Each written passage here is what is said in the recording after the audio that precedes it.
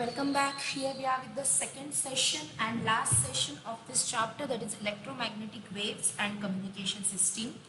In previous lecture, we discussed about electromagnetic spectrum, its subpart, that is types of waves, properties and uses. In this, we are going to start with the propagation of EM waves.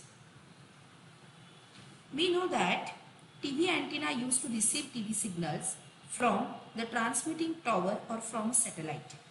In communication using radio waves, an antenna in the transmitter radiates the EM waves, which travel through space and reach the receiving antenna at the other end. The strength of the wave keeps on decreasing. There are several factors influence the propagation of EM waves and the path they follow. Here we are going to start with the earth and atmospheric layers. There are different parts of that layers with their own values, with their own properties and uses too. Starting with troposphere, then stratosphere, then mesosphere, thermosphere or ionosphere and exosphere. There are different ranges, different densities and different water content value of each and every atmospheric layer. According to that, there are different modes of propagation of EM waves. Let's start with ground wave propagation. We are going to discuss about three types: ground wave, space wave and sky wave propagation. Ground wave propagation is a type of radio propagation which is also known as the surface wave.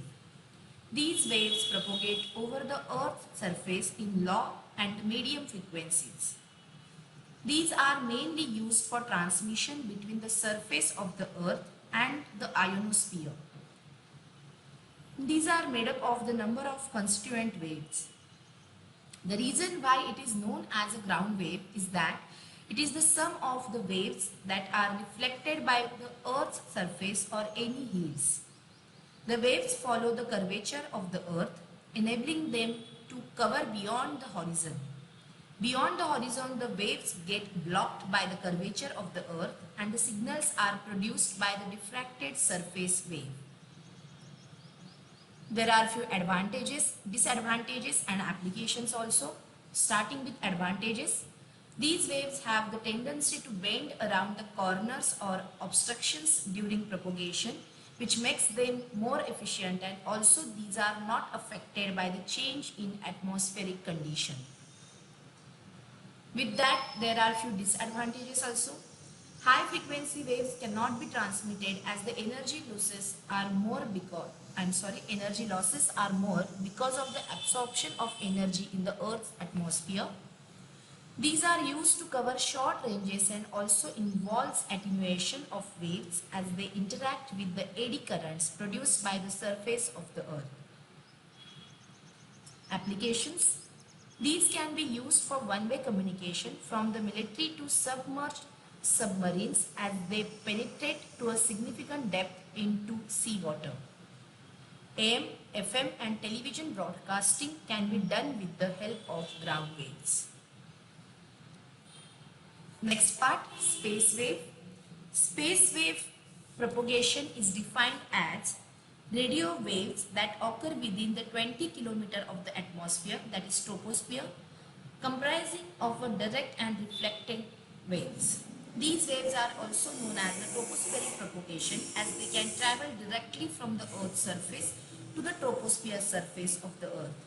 It is also known as the line of sight propagation as the signals are sent in a straight line from the transmitter to the receiver.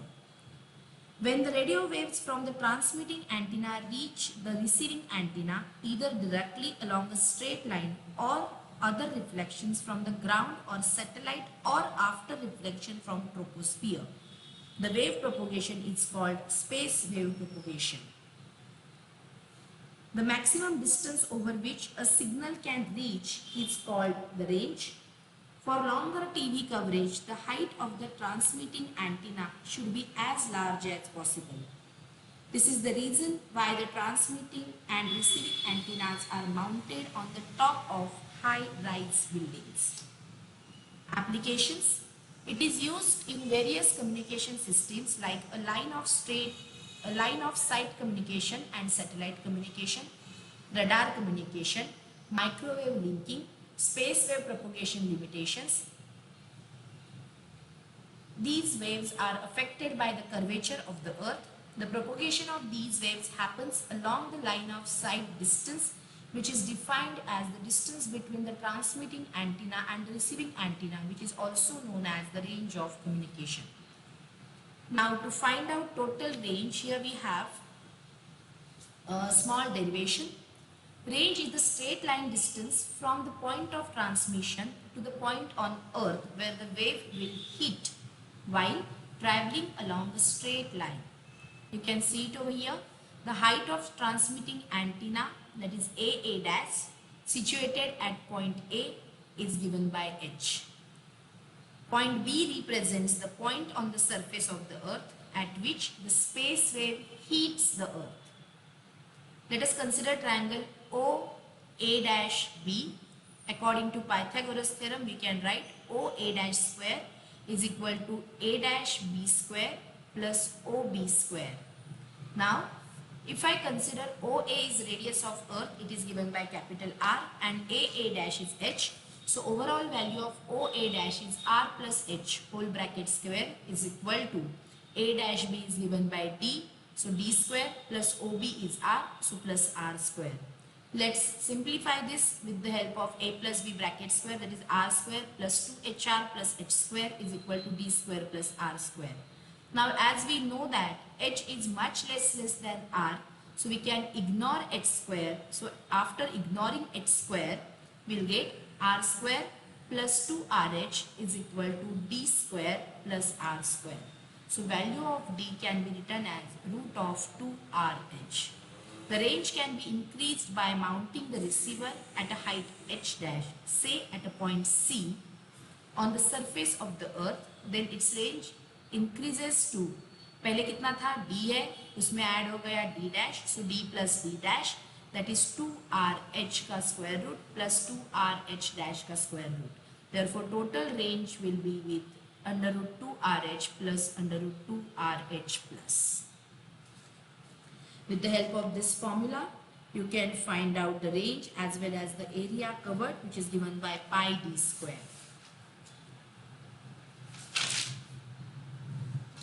Moving towards next point, that is sky wave propagation. When radio waves from a transmitting antenna reach the receiving antenna after reflection in the ionosphere, the wave propagation is called sky wave propagation. It is also known as the skip is a type of radio wave propagation. It is either the reflected or refracted back waves to the earth from the ionosphere, which is an electrically charged layer of the upper atmosphere. Medium and short wave frequencies can be refracted back to earth, which is beyond the horizon, which makes them useful in the transconditional transmission of the waves. Applications. Satellite communications takes place with the help of sky wave propagation, and it is dependent on the upper atmospheric condition or mobile communication. The sky wave include waves of frequency between 3 MHz to 30 MHz. These waves can suffer multiple reflections between the ionosphere and the earth. There are two terms which are important with this, that is critical frequency and skip distance or zone. It is the maximum value of the frequency of radio wave which can be reflected back to the earth from the ionosphere when the waves are directed normally to ionosphere. It is called critical frequency.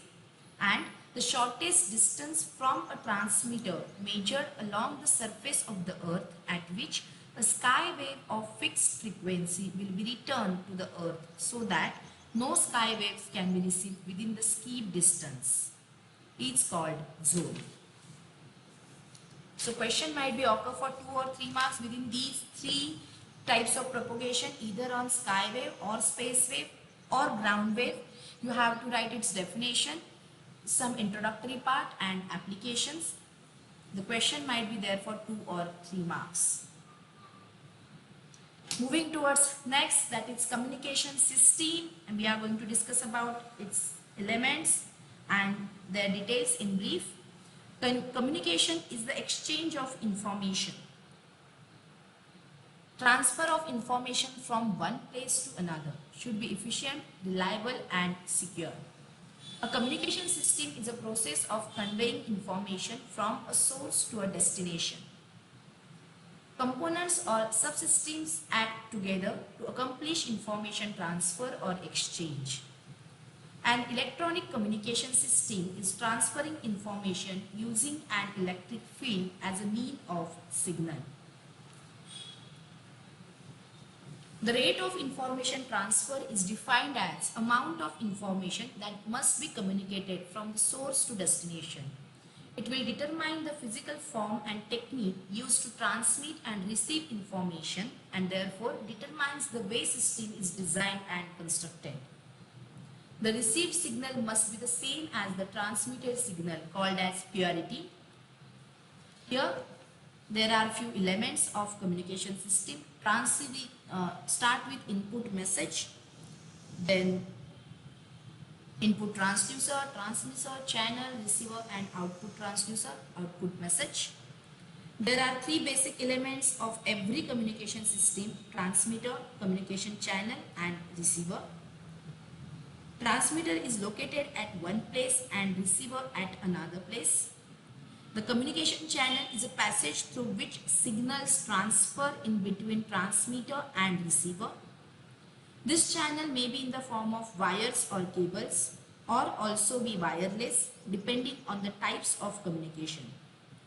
There are 2 basic modes: point-to-point or broadcast. In a point-to-point communication mode, communication takes place over a link between a single transmitter and a receiver, that is telephonic conversation. But in a broadcast mode, there are large number of receivers corresponding to the signal transmitter, that is radio and television transmission. There are few commonly used terms in electronic communication system. Starting with signal, the information converted into electrical form that is suitable for transmission is called as signal. Electrical form of the sound can be considered as a signal, but signal can be analog or digital. Analog signal, a continuously varying signal is analog signal. Assume the total range of frequencies or time. All information is transmitted. You can take as the sound and picture signals in TV. Second one, digital signals. A signal that can have only 2 discrete values is digital signal, that is takes samples, non-continuous stream of on and off pulses, translates to ones and zeros. Digital signals advantages: they are inexpensive, privacy preserved, can merge different data, error correction. There are few disadvantages also: they are having larger bandwidth and synchronization problem is relatively difficult. Second part, analog. There are advantages having smaller, they are having smaller bandwidth, synchronization problem is relatively easier. But at that same time, there are few disadvantages also. They are expensive, no privacy preserved, cannot merge different data, no error correction capability. So this is all about signal. Moving towards next, that is transmitter, transducer and much more. Let's start with transmitter.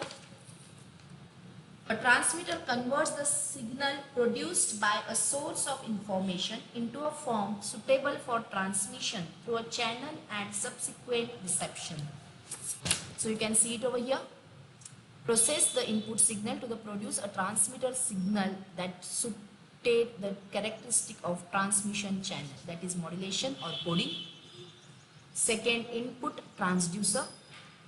A device that converts one form of energy into another form is called transducer. To convert the message to a form suitable for the particular type of communication system, for example, speech waves are converted to voltage variation by a microphone. Next, what is channel? A medium that bridges the distance from the source to destination, that is atmosphere, axial cable, fiber optic waveguide. Signal undergoes degradation from noise, interference and distortion. There are two main types of channels commonly used, that is line and free space. The channel is made up metallic cable or fiber optic cable is line or conducted media, and the medium where the transmission of signal is carried out by the propagation of electromagnetic waves is free space or radiated media. Now the next point is receiver. The receiver receives the message signal at the channel output, reconstructs it in recognition form of the original message for delivering it to the user of information. There are few losses in medium of transmission. However, each medium introduces losses termed as attenuation, distortion and adds noise to some degree to the transmitted signal. The amount of attenuation, distortion and noise depends on the type of transmission medium used. There is normally no signal processing in the transmission medium. It is just the medium where the transmitter is connected to the receiver. To extract the desired signal from the output channel and to convert it to the form of suitable for the output transducer, that is receiver. For example, we consider it as a demodulation, decoding. Other functions performed by it is amplification and filtering. Now what is output transducer? It converts the electrical signal at its input into a form desired by the system used. For example, loudspeaker, PC and tape recorders. There are various unwanted, undesirable effects crop up in transmission. One is attenuation, distortion and interference. What is attenuation? Which reduces the signal strength. Distortion, waveform perturbation caused by imperfect response of the system to the desired signal itself. And interference means contamination by extraneous signals from human sources.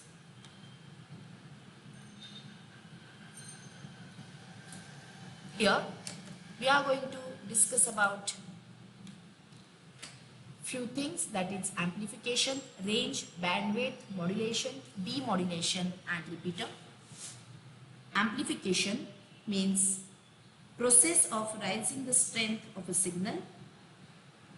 Range, the maximum distance between a source and a destination up to which the signal can be received with the sufficient strength. Bandwidth, it is the range of frequencies over which it operates efficiently. Modulation, the signal in communication system are low frequency signals and cannot be transmitted over large distances. The process which transmits the signal to large distances, it is superimposed on the high frequency waves. It is done at the transmitter, an important part of a communication system. Demodulation, regaining signals from a modulated wave is called demodulation. It is a reverse process of modulation. Repeater, it is a combination of a transmitter and a receiver. The receiver receives the signals from the transmitter, amplifies it and transmits it into the next repeater. So these are few elements. Let's have a quick look. Signals, the information converted into electrical form that is suitable for transmission is called signal. Analog signal, a continuously varying signal. Digital signal, a signal that can have only two discrete values. Transmitter, which converts the signal produced by a source of information into a form suitable for transmission through the channel. Transducer, the device which converts one form of energy into another form of energy. Receiver, which receives the message signal at the channel output, reconstruct it in the recognition form of the original message. Noise, a random unwanted signal. Attenuation, the loss of strength. Amplification, process of raising the strength of a signal. Range, the maximum distance between a source and a destination up to which the signal can be received with sufficient strength. Bandwidth, the bandwidth of an electronic circuit is the range of frequencies over which it operates efficiently. Modulation, superimposition of high frequency waves on low frequency. Demodulation, regaining signal from a modulated wave. Repeater, combination of transmitter and receiver which receives the signal from the transmitter, amplifies it and transmits it to the next repeater. Repeaters are used to increase the range of communication system. So these are few elements which are considered as the important part of communication system. Moving towards next part and last part, that is modulation and its basic types. The mainly modulation is the process of changing baseband signals to facilitate the transmission medium. Under process of modulation, first frequency translation such as AM, FM, PM, etc. Sampling and coding such as PAM, PCM, etc. Keying such as ASK, FSK, etc. There are few types of modulation. First one, analog modulation, digital modulation, key modulation. Analog are the frequency translation method caused by changing the appropriate quantity in a carrier signal. Digital modulation is the result of changing analog signal into binary ones by sampling and coding. And keying modulation are digital signals subsequently modulated by the frequency modulation by using one or other analog method. Why we require modulation?